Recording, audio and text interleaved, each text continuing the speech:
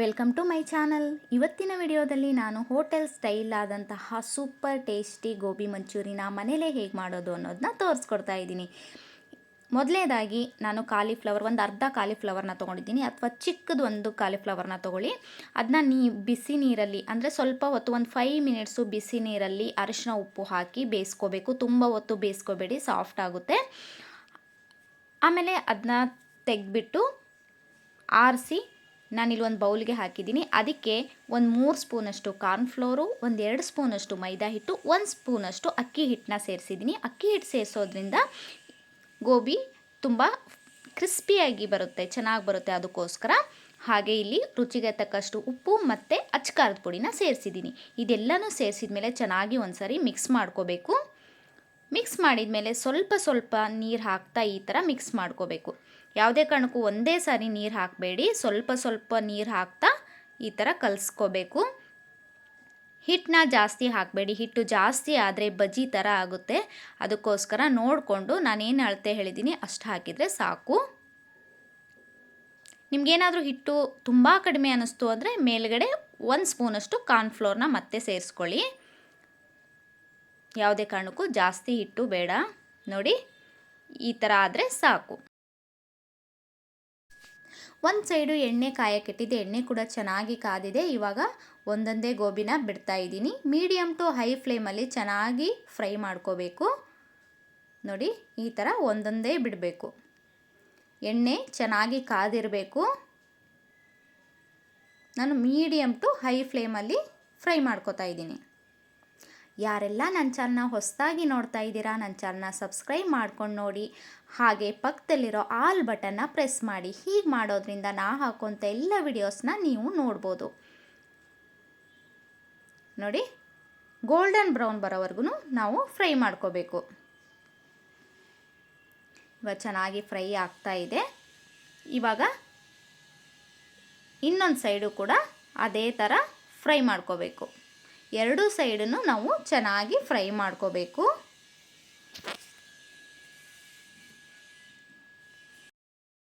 ನೋಡ್ಬೋದು ನೀವು ಕಲರ್ ಎಷ್ಟು ಚೆನ್ನಾಗಿ ಬಂದಿದೆ ಅಂತ. ತುಂಬ ಚೆನ್ನಾಗಿ ಕ್ರಿಸ್ಪಿಯಾಗಿ ಫ್ರೈ ಆಗಿದೆ. ಇವಾಗ ಇದನ್ನ ಒಂದು ಪ್ಲೇಟಿಗೆ ತೆಗಿತಾ ಇದ್ದೀನಿ.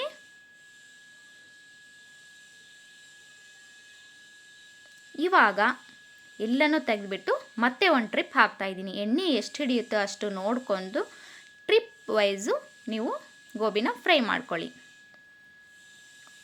ತುಂಬಾ ಟೇಸ್ಟಿಯಾಗಿರುತ್ತೆ. ಮನೇಲೇ ಮಾಡ್ಕೊಂಡು ತಿನ್ನೋದ್ರಿಂದ ನಮಗೂ ಕೂಡ ನಾವು ಮಾಡಿರೋದು ಅಂತ ಖುಷಿ ಕೂಡ ಇರುತ್ತೆ. ಸೊ ನೋಡಿ, ಇದು ಕೂಡ ಚೆನ್ನಾಗಿ ಫ್ರೈ ಆಗಿದೆ. ಇವಾಗ ಎರಡು ಸೈಡು ಚೆನ್ನಾಗಿ ಫ್ರೈ ಮಾಡಿದ್ದೀನಿ.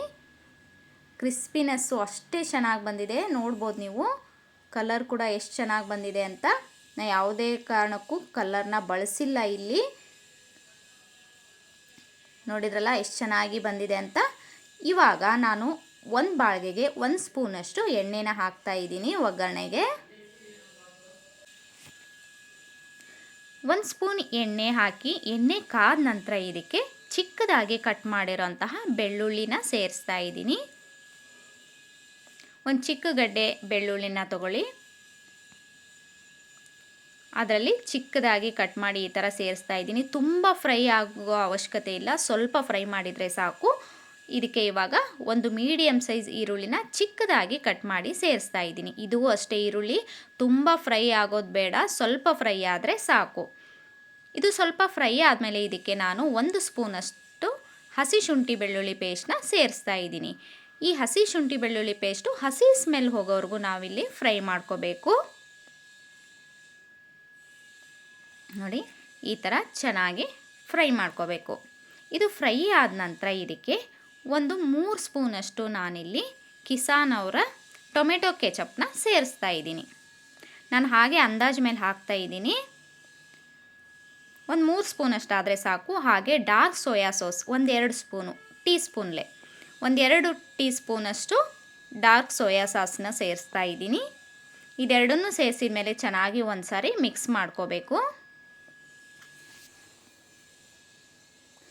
ಇವಾಗ ನಾನು ಒಂದು 2 ರಿಂದ 3 ಸ್ಪೂನಷ್ಟು ಟೀ ಸ್ಪೂನಷ್ಟು ಟೊಮೆಟೊ ಸಾಸ್ನ ಹಾಕ್ತಾಯಿದ್ದೀನಿ. ಆವಾಗಲೇ ಟೊಮೆಟೊ ಕೆಚಪ್ನ ಹಾಕಿದ್ದೀನಿ, ಇವಾಗ ಸಾಸ್ ಹಾಕ್ತಾಯಿದ್ದೀನಿ. ಕೆಚಪ್ ಬೇರೆ ಸಾಸ್ ಬೇರೆ. ಕೆಚಪ್ಪು ಸ್ವೀಟ್ ಬರುತ್ತೆ, ಈ ಸಾಸು ಖಾರವಾಗಿ ಬರುತ್ತೆ. ಇದನ್ನು ಒಂದು 3 ಸ್ಪೂನಷ್ಟು ಸೇರಿಸ್ಕೊಳ್ಳಿ. ಇವಾಗ ಇದನ್ನು ಚೆನ್ನಾಗಿ ಮಿಕ್ಸ್ ಮಾಡ್ತಾಯಿದ್ದೀನಿ. ಇದಕ್ಕೆ 1 ಟೀ ಗ್ಲಾಸಷ್ಟು ನೀರನ್ನ ಸೇರಿಸ್ತಾ ಇದ್ದೀನಿ. ಚಿಕ್ಕ ಟೀ ಗ್ಲಾಸ್ ಇರುತ್ತಲ್ಲ, ಅದರಲ್ಲಿ 1 ಗ್ಲಾಸ್ ನೀರನ್ನ ಸೇರಿಸ್ಬಿಟ್ಟು ರುಚಿಗೆ ತಕ್ಕಷ್ಟು ಉಪ್ಪನ್ನ ಸೇರಿಸಿದ್ದೀನಿ. ಅದಲ್ಲಿ ಕುದೀತಾ ಇದೆ. ಅಷ್ಟರಲ್ಲಿ ನಾನಿಲ್ಲಿ ಒಂದು ಚಿಕ್ಕ ಬೌಲಲ್ಲಿ 1 ಸ್ಪೂನಷ್ಟು ಕಾರ್ನ್ಫ್ಲೋರ್ನ ತೊಗೊಂಡಿದ್ದೀನಿ. ಅದಕ್ಕೆ ಸ್ವಲ್ಪ ನೀರನ್ನ ಹಾಕಿಬಿಟ್ಟು ಚೆನ್ನಾಗಿ ಮಿಕ್ಸ್ ಮಾಡ್ಕೋಬೇಕು. ಇದನ್ನ ಮಿಕ್ಸ್ ಮಾಡಿದ ಮೇಲೆ ಕುದೀತಾ ಇರೋಂಥ ನೀರಿಗೆ ಇವಾಗ ಇದನ್ನ ಹಾಕಿಬಿಟ್ಟು ಚೆನ್ನಾಗಿ ಮಿಕ್ಸ್ ಮಾಡ್ಕೋಬೇಕು. ಈ ಥರ ಮಾಡೋದ್ರಿಂದ ಕಾರ್ನ್ಫ್ಲೋರ್ ನೀರನ್ನ ಯಾಕೆ ಹಾಕಿದೆ ಅಂದರೆ, ಇದು ಕನ್ಸಿಸ್ಟೆನ್ಸಿ ನೋಡ್ಬೋದು ನೀವು ಎಷ್ಟು ಗಟ್ಟಿ ಕನ್ಸಿಸ್ಟೆನ್ಸಿ ಬಂತು ಅಂತ. ಅದಕ್ಕೋಸ್ಕರ ಕಾರ್ನ್ಫ್ಲೋರಲ್ಲಿ ನೀರನ್ನ ಮಿಕ್ಸ್ ಮಾಡಿ ಈ ಥರ ಹಾಕೋಬೇಕು. ಈಗ ಸ್ವಲ್ಪ 1/4 ಟೀ ಸ್ಪೂನಷ್ಟು ಅಚ್ಕಾರದ ಪುಡಿನ ಸೇರಿಸಿದ್ದೀನಿ. ನಾನಿಲ್ಲಿ ಹಸಿಮೆಣ್ಸಿಕಾಯಿನೂ ಹಾಕಿಲ್ಲ, ಅದಕ್ಕೋಸ್ಕರ ಅಚ್ಕಾರದ ಪುಡಿನ ಸೇರಿಸಿದ್ದೀನಿ. ನಿಮಗೆ ಬೇಕಂದರೆ ಹಸಿಮೆಣ್ಸಿಕಾಯಿ ಕೂಡ ಹಾಕ್ಬೋದು, ಹಾಕಿಲ್ಲ ಅಂದರೆ ಅಚ್ಕಾರದ ಪುಡಿನ ಸೇರಿಸ್ಕೊಳ್ಳಿ. ನೋಡಿ ಚೆನ್ನಾಗಿ ಕುದೀತಾ ಇದೆ.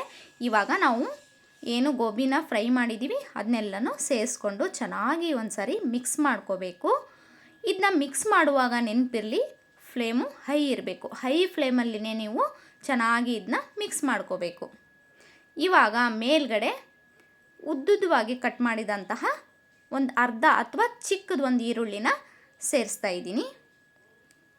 ಇವಾಗ ಹೈ ಫ್ಲೇಮಲ್ಲೇ ಚೆನ್ನಾಗಿ ಮಿಕ್ಸ್ ಮಾಡಿದರೆ ಬಿಸಿ ಬಿಸಿ ಟೇಸ್ಟಿ ಆದಂತಹ hotel style gobi manchurian ready ಆಗುತ್ತೆ. ನೋಡ್ಬೋದು ನೀವು ಎಷ್ಟು ಚೆನ್ನಾಗಿ ಬಂದಿದೆ ಅಂತ. ಇದನ್ನ ಇವಾಗ ಒಂದು ಪ್ಲೇಟಿಗೆ ಸರ್ವ್ ಮಾಡಿ ತೋರಿಸ್ತೀನಿ. ಆಹಾ, ಹೋಗಿ ನೋಡ್ಬೋದು, ಬಿಸಿ ಬಿಸಿ ಗೋಬಿ ಮಂಚೂರಿ ನೋಡಿದ್ರೇ ಬಾಯಲ್ಲಿ ನೀರು ಬರುತ್ತೆ ಅಲ್ವಾ. ಖಂಡಿತ ಒಂದ್ಸರಿ ಟ್ರೈ ಮಾಡಿ ಮನೆಯಲ್ಲಿ. ಹೊರಗಡೆ ಬರೋದಕ್ಕಿಂತ ಹೊರಗಡೆ ಕ್ಲೀನಾಗಿರೋದಿಲ್ಲ, ಹೆಲ್ತಿ ಕೂಡ ಒಳ್ಳೆಯದಲ್ಲ. ಮನೇಲಿ ಯಾವಾಗಾದರೂ ತಿನ್ನಬೇಕು ಅನ್ನಿಸ್ದಾಗ ಅಪರೂಪಕ್ಕೆ ಒಂದ್ಸರಿ ಈ ಥರ ಮಾಡ್ಕೊಂಡು ತಿನ್ನೋದ್ರಿಂದ ನಾವು ಮಾಡಿರೋದು ಅಂತ ಖುಷಿ ಕೂಡ ಇರುತ್ತೆ, ಹಾಗೆ ಟೇಸ್ಟ್ ಕೂಡ ಚೆನ್ನಾಗಿರುತ್ತೆ. ಮತ್ತು ಕ್ಲೀನಾಗಿ ನಾವು ಮನೇಲೇ ಮಾಡೋದ್ರಿಂದ ನಮ್ಮ ಮನಸ್ಸಿಗೂ ಕೂಡ ತೃಪ್ತಿ ಇರುತ್ತೆ ಅಲ್ವಾ. ಖಂಡಿತ ಹಾಗಿದ್ರೆ ಟ್ರೈ ಮಾಡ್ತೀರಾ ಅಂದ್ಕೊಂಡಿದ್ದೀನಿ. ಟ್ರೈ ಮಾಡಿದ ಮೇಲೆ ಹೇಗೆ ಬಂತು ಅಂತ ಕಮೆಂಟ್ ಮಾಡಿ ತಿಳಿಸೋದನ್ನ ಮರಿಬೇಡಿ. ಹಾಗೆ ವಿಡಿಯೋ ಇಷ್ಟ ಆದರೆ ವಿಡಿಯೋನ ಲೈಕ್ ಮಾಡಿ, ಶೇರ್ ಮಾಡಿ. ನೋಡ್ಬೋದು ಎಷ್ಟು ಚೆನ್ನಾಗಿ ಬಂದಿದೆ ಅಂತ. ಆಹಾ, ಸೂಪರಾಗಿ ಬಂದಿದೆ. ಖಂಡಿತ ಟ್ರೈ ಮಾಡಿ. ನೆಕ್ಸ್ಟು ರೆಸಿಪಿಯೊಂದಿಗೆ ಮತ್ತೆ ಸಿಗೋಣ.